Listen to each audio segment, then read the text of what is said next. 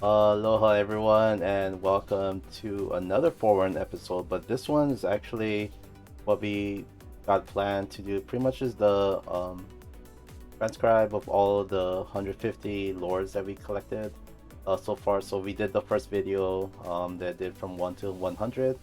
So now we're gonna do the next other half, which actually explains more of the backstory of all the zealots. Um, how everything I guess transpires and whatnot. So it'd be kind of interesting to kind of know how it first came about with actual lores that we're gonna transcribe and check it out. So yeah, so don't forget guys, this is a spoiler alert for the ones that still want to gather all the lores together and then for yourselves. If you don't really care, then here you are. So hopefully it's a really awesome, thing to read about, and we'll see how everything goes. So yeah. So again, I do want to give a shout out to everyone. Thank you guys so much for tuning in, stopping by, just checking out this video. Hopefully, it's kind of worth the pain and stinging of just recollecting all the lores again and whatnot. So without further ado, guys.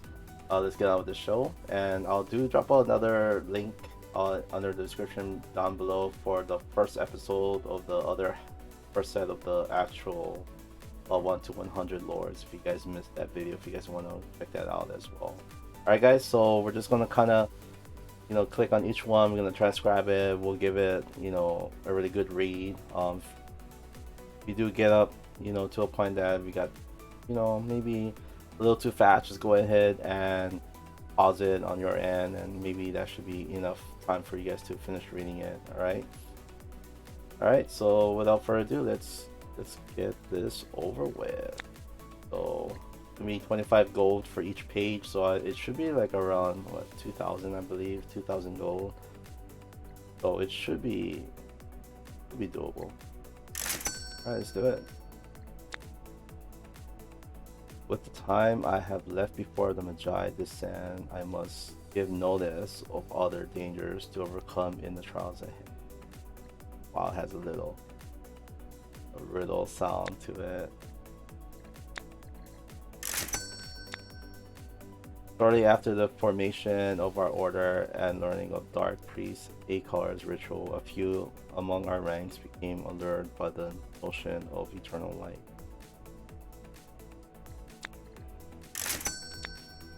While our order was intended to maintain a watchful eye on the Mejai, Descenders wished to join them in their immortality, viewing the Dark Priest as a god.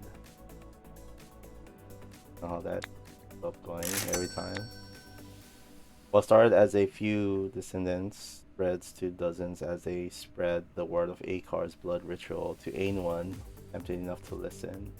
We in the order refer to them as the Zealots of Akar.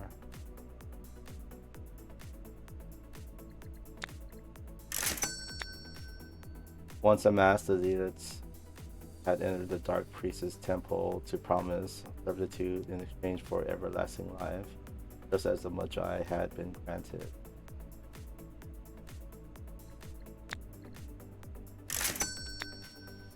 Illik, one of the first men to descend from our order and seek out those eager to join Akar, approached the Dark Priest with his head bowed.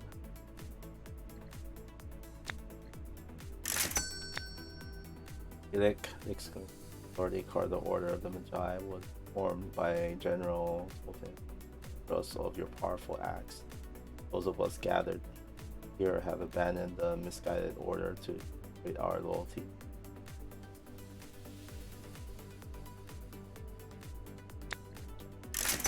I mean, it seems like there's some mixed loyalties or some ways. Well, we'll just keep reading it. The Dark Priest, enticed by the notion of servants, replied, I suppose you hope I might bestow upon you the same blessing I had granted them. Well, that's the sinister right there. The deception. All heads in the chamber bowed to Akar, and a grin formed on his face. Very well, Akar started. You know what the blood rite requires.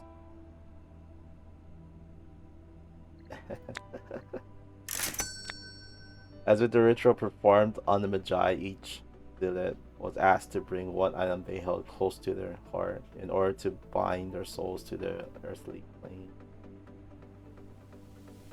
Wait, is that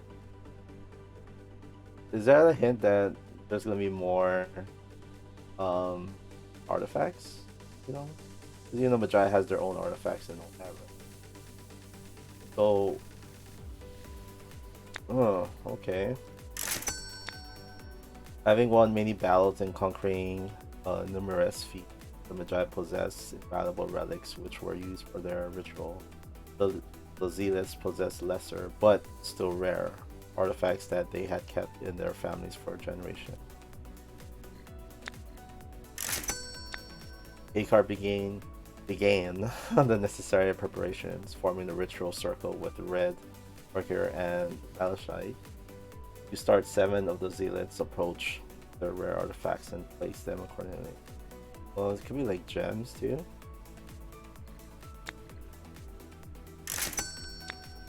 With nearly 100 Zealots gathered within the dim ritual chamber, Akar slices his own hand with an ancient dagger, letting the blood flow into the now growing red root. Nearly 100 Zealots. Because if you, of course, you guys played the new update, so there's only 3 types of the looks of the Zealots, but wow, it's like close to 100 of them. Like the 7 Zealots partaking in this ritual began to tremble as they felt their blood running, hot muscles tightening uncontrollably, and bones beginning to fracture. Screams echoed through the chamber. So there's 7 of them actually. More precise, 7. So there's I guess close to 100 whole Zealots, but I'm assuming there's only 7 of them that proceeded with this ritual.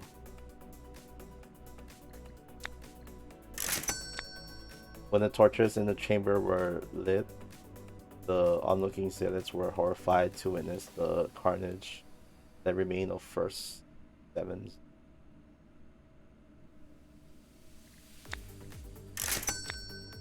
Bones, guts, and other unidentifiable masses were scattered around the ritual circle, with Akar covered with blood himself, or in blood himself, sorry.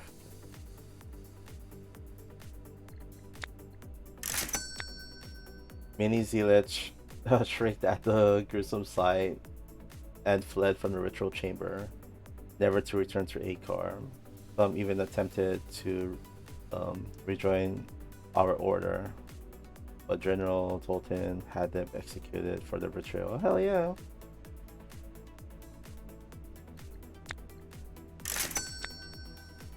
Initially puzzled by the disastrous outcome of the blood ritual, Akar came to realize that the bodies of the Zealots were much weaker than those of the Mejai, and therefore could not withstand the power placed on their beings. Well, because the Mejai were like, you know, they were warriors. You know, they protected, the Pharaoh's lands and all this other conflicts, whatever. So if you remember reading the origins of the Mejai's, each one has a significant, thing about them, right, as warriors. So yeah. So of course the Zealots were just followers. It sounds like they were just servants, followers. So there wasn't in that warrior nature. Right?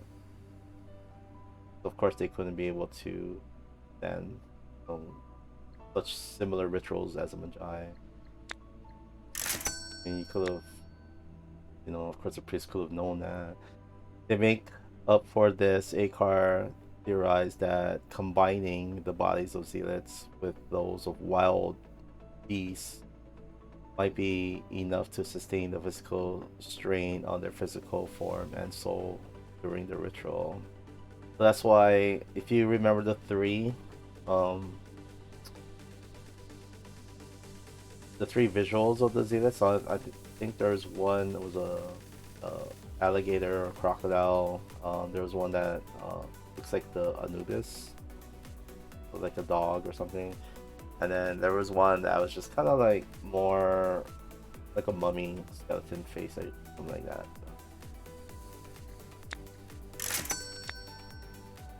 And so Akar as his loyal follower Elic with capturing some of the most vicious he could find. So they probably might say something. Let's see what beast. With a small group of zealots, Elic ventured out at dawn for the hunt. They had captured ferocious canines, savage birds of prey, fierce reptiles, and more birds,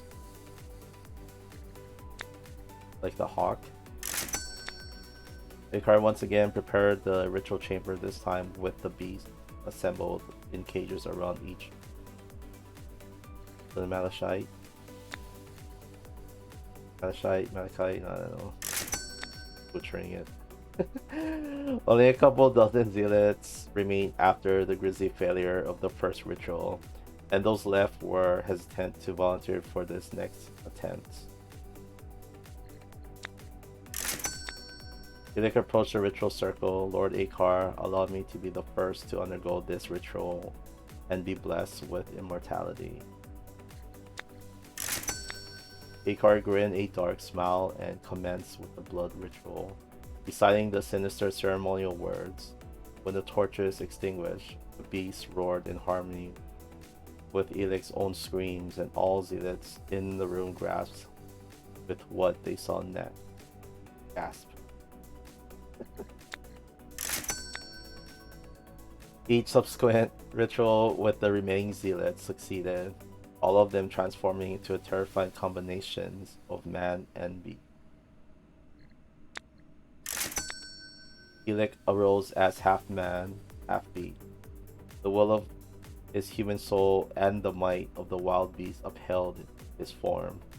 While he walked on two legs, his face was that of a beast, turned to face Akar and bowed.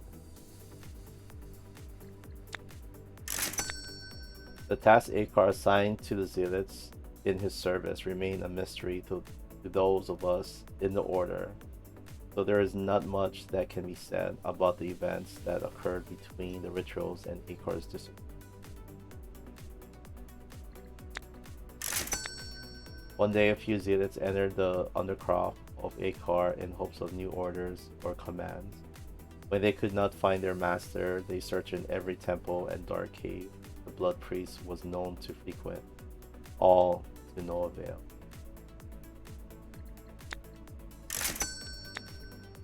Even those of us in the order of the Mejai searched for years for the dark priest, but there had been no signs of Akar in all of Egypt.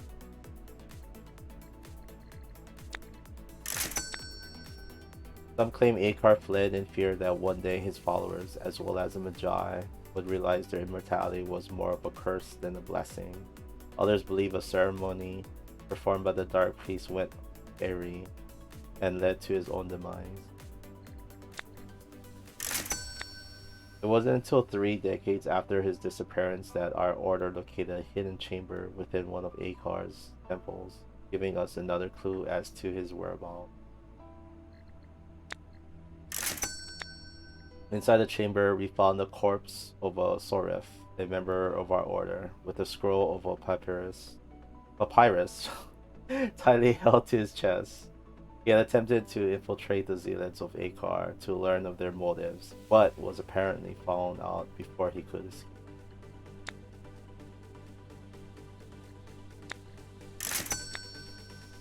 Soref's notes also seem to imply Akar was in search of other powerful warriors like the Mejai, but ones who would swear fealty to himself instead of the pharaoh.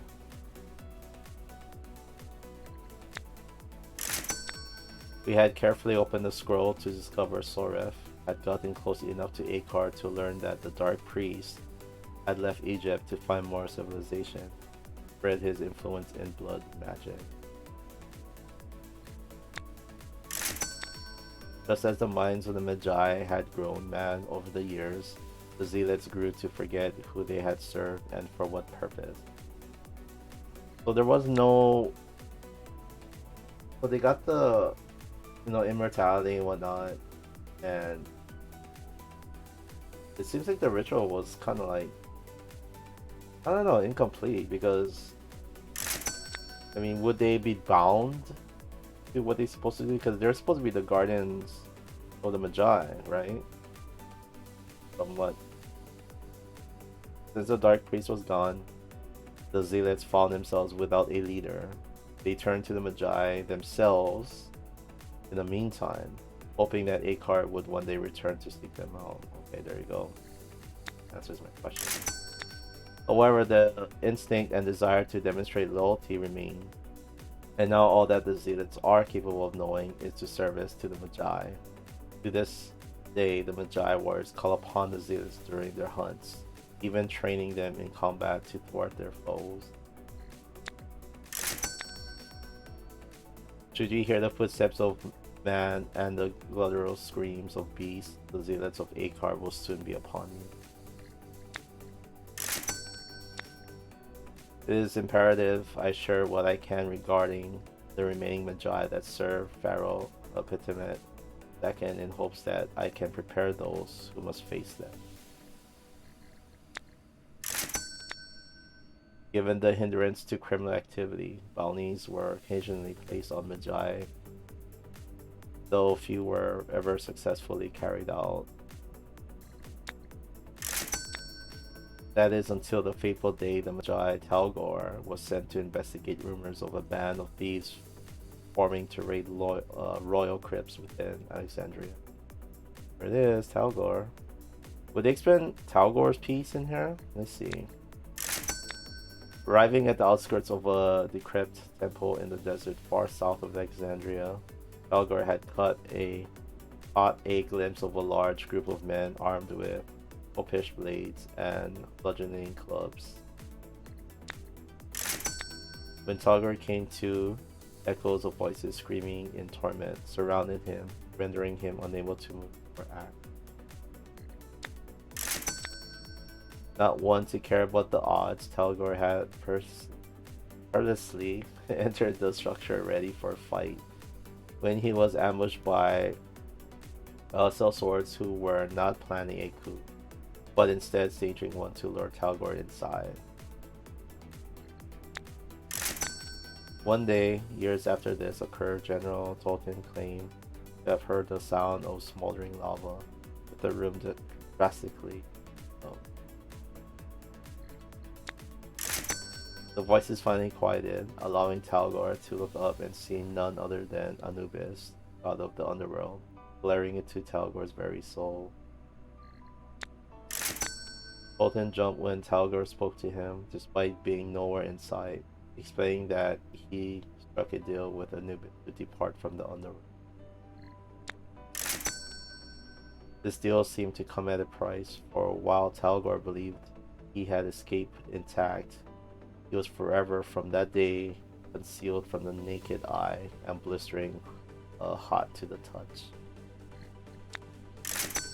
Talgor was forced to bid farewell to his family, as his presence would only harm them. However, General Tolkien assured Talgor his service would be most valuable as one of them.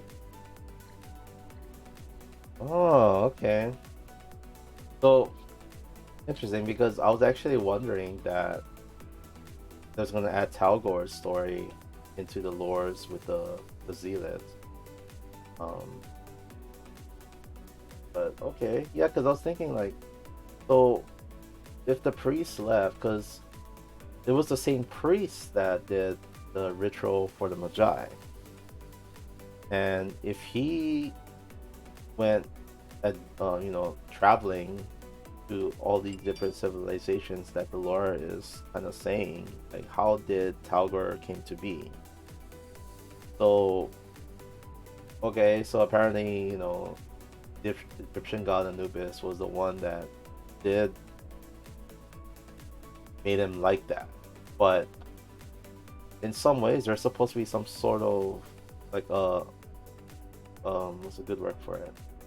Some sort of bound for his duty to protect, the pharaoh and whatnot, right? But there was nothing, right? It was just that it was just like an exchange, for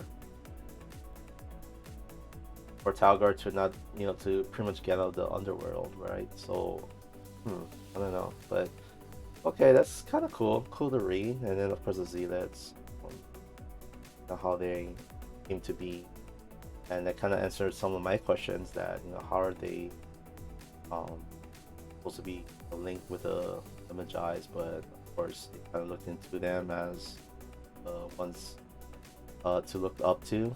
So, oh, okay, that's interesting. But of course, it leaves more questions now, because it feels like it's incomplete in some ways. So we'll see. Like I guess down the line when we get more updates, with more of the lore stories, and when they release more of the Mejais and whatnot down the line of the game. So yeah, but very cool, very cool read and whatnot. Something different.